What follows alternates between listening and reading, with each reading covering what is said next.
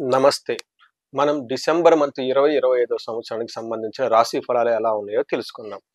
ఇందులో భాగంగా ఫస్ట్ మన డిసెంబర్ మంత్‌లో 3 హైలైట్స్ ఉన్నాయండి. 3 విశిష్ట లక్షణాలున్నాయి ఈ డిసెంబర్ మంత్‌లో. ఫస్ట్‌దేంటి అందరికి మనకు బాగా తెలిసిందే. ఇది ఇయర్ ఎండ్ మంత్. ఈ టైంలో మనల్ని మనం ఆత్మ పరిశీలన చేసుకోవటం చాలా ఇంపార్టెంట్. ఇంట్రోస్పెక్షన్ అంటారు. చేసుకొని అంటే ఈ ఇయర్ ఎలా ఉంది? అంతకుముందు ఇయర్ ఎలా ఉంది? ముందు ఇయర్ ఎలా ఉంది? లాస్ట్ 3 ఇయర్స్‌తో అసలు మనకి ఏలోనో ఎదుగుదల వచ్చిందా? జస్ట్ 10%, 15% సాలరీ హైక్ వచ్చిందా? అది కూడా లేదా? లాస్‌లో వచ్చాయా? ఎక్కడున్నాం? ఏంటి మన లైఫ్ అనేది చూసుకోవడం చాలా చాలా ఇంపార్టెంట్.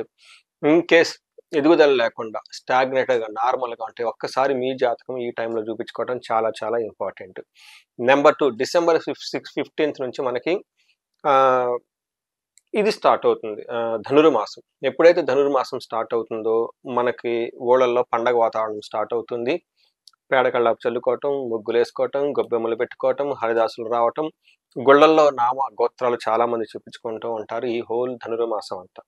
ఈ టైంలో ఆధ్యాత్మికంగా ఉండటంతో పాటు, ఇది మనకి సంక్రాంతి పండగకి హోల్ మంత్ అంతా సెలబ్రేట్ చేసుకున్నట్లు ఒక వాతావరణం వచ్చేస్తుంది.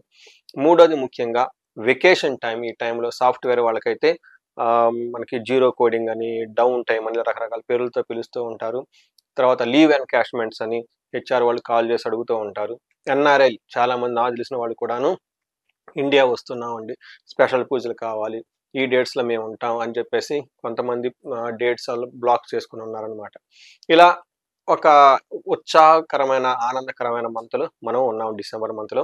ఈ డిసెంబర్ మంత్‌లో తులారాశి వాళ్ళ గురించి చెప్పుకుంటే ఒక లైన్‌లో చాలా బాగుంది అని చెప్పుకోవాలి. జనరల్‌గా బాగున్న రాశుల్లో ఈ తులారాశి ఒకటి. 2025 హోల్ ఇయర్‌లో బాగున్న రాశిలో ఈ తులారాశి ఒకటి.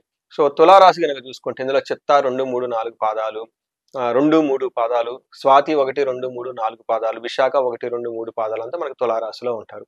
పేరు బలం ప్రకారం గనక చూసుకుంటే వీళ్ళకి రా, రీ, రు, రే, రో, తా, తీ, తూ, తే అన్న అక్షరాలంతా ఇందులో ఉంటాయి. మనం 4 గ్రహాలు ఈ మాసంలో మారుతూ ఉన్నాయండి. వాటి యొక్క రిజల్ట్ ఎలా ఉంటుందంటే, మనకు సూక్ష్మ గోచారం, లఘు గోచారం అన్న కాన్సెప్ట్ ప్రకారం గనక చూసుకుంటే, లక్ష్మి, ధనలాభం, శ్రియం, విత్తసిద్ధిం అంటే ఏ ప్రకారంగా చూసుకున్నాను కానీ వీళ్ళకి విశేషమైన ధనలాభం వచ్చే అవకాశం ఎక్కువగా ఉంటుంది.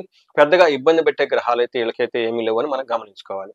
మూడో ఇంట్లో సూర్యుడు ఉంటే మనకు సంస్కృతంలో మహర్షులు ఏం చెప్తారంటే, ఆరోగ్యం, నిత్య సంతోష, బంధుమిత్ర సమాగమః, అర్ధలాభ, పుత్ర సౌఖ్యం, ఇష్ట సిద్ధి, తృతీయగే రవి అంటారు. అంటే మూడో స్థానంలో రవి ఉంటే ఎన్ని బెనిఫిట్స్ ఉంటాయంటే ఆరోగ్యం బావుంటారు, సంతోషంగా ఉంటారు, బంధుమిత్రులతో కలిసి ఉంటారు, అర్ధం ధనలాభం వచ్చేస్తుంది, పుత్రులతో సౌఖ్యంగా ఉంటారు, అనుకున్న పనులన్నీ జరుగుతూ ఉంటాయి.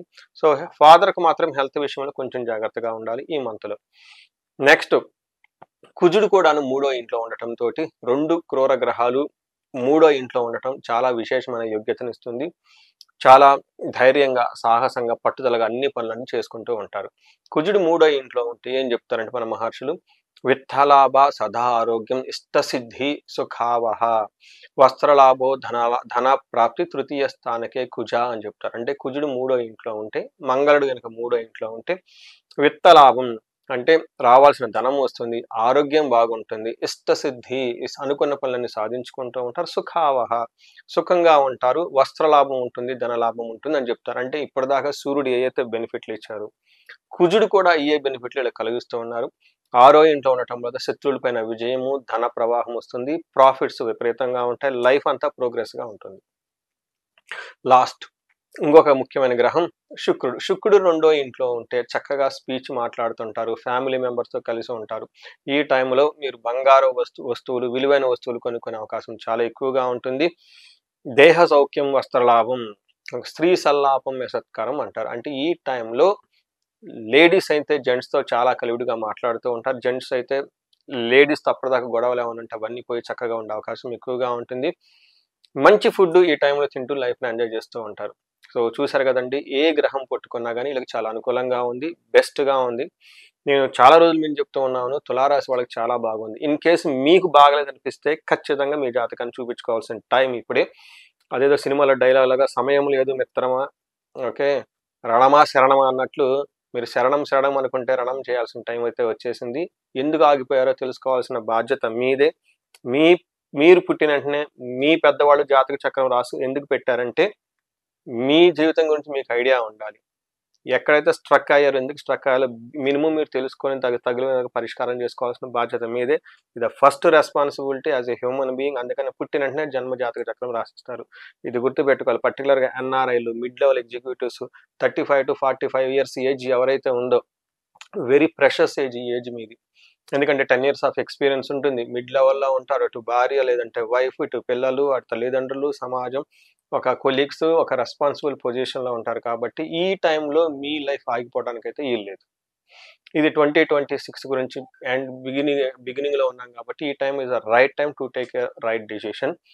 నెక్స్ట్ నక్షత్రం ప్రకారం కనుక చూసుకుంటే చిత్త, స్వాతి, విశాఖ 3 నక్షత్రాలు ఇందులో ఉంటాయి. ఇందులో చిత్తా నక్షత్రం చూసుకుంటే వీళ్ళకి ఐశ్వర్యవంతంగా ఉంటుంది, జయప్రదంగా ఉంటుంది, ధనలాభం ఉంటుంది, విశేష ధనలాభం ఉంటుంది. ఒక గొడవలు మాత్రమే అవకాశం ఎక్కువగా ఉంటుంది. ఇది కూడా రియల్ ఎస్టేట్ గురించి కానీ లేదంటే అన్నాదమ్ముల మధ్య గొడవలు అయ్యే అవకాశం ఎక్కువ ఉంటుంది. నెక్స్ట్ స్వాతి నక్షత్రం వాళ్ళు చూసుకుంటే ఐశ్వర్యవంతంగా ఉంటుంది, సంపదలు ఉంటాయి, అఖండ ఐశ్వర్యం వస్తుంది, ధనలాభం విపరీతంగా వచ్చే అవకాశం ఉంటుంది. వీళ్ళకి కూడాను కలహము, గొడవలు అయ్యే అవకాశం ఎక్కువగా ఉంటుంది. రియల్ ఎస్టేట్లో ఉన్న వాళ్ళు కానివ్వండి లేదంటే అన్నాదమ్ముల మధ్య గురించి కానీ గొడవలు వచ్చే అవకాశం ఎక్కువ ఉంటుంది. లాస్ట్లో విశాఖ నక్షత్రం వాళ్ళకి ఐశ్వర్యవంతంగాను, సంపదలు, ధనలాభము, మృష్టాన్నము, ధనలాభం విపరీతంగా చూపిస్తూ ఉంది. అయితే ఈ రాశి వాళ్ళకు కూడాను కలహము, గొడవలు అయ్యే అవకాశం ఎక్కువగా ఉంది. ఇవి కాకుండా చిత్తా, స్వాతి, విశాఖ చిత్తా, స్వాతి నక్షత్రం వాళ్ళకి స్త్రీ నాశనం లేదా పురుష నాశనం.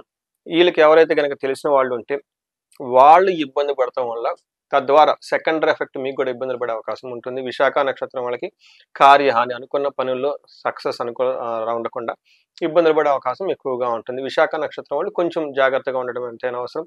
వీళ్ళకి రాహుకేతుల యొక్క ప్రభావం ప్లస్ జ్యేష్ఠ నక్షత్రంలో సూర్యుడుగా ఉండటంతో కార్యహాని అయ్యే అవకాశం ఎక్కువగా ఉంది. సో చూశారు కదండి, ఈ తులారాశి వాళ్ళకి ఒక బెస్ట్ మంత్లో మీరు 2025లో శుభం కార్డుతో ఈ ఇయర్ అయితే మీరు 2025 బాయ్ చెప్పబోతున్నారు. ఇన్ కేస్ మీకు ఎవరైనా రెమెడీలు చేసుకోవాలంటే భార్యాభర్తల మధ్య గొడవలు అంటే అన్యోన్య దాంపత్య పాశుపతం, ధన సంపదలు ఉంటే కుబేర పాశుపతం, ఎవరికైతే కోర్టు కేసులు ఇవన్నీ ఉంటే వాళ్ళకి లీగల్ కేసులు ఉంటే చండీ హోమము లేదంటే ఇండివిజువల్గా జాతకం చూపించుకోవడం చాలా అవసరం.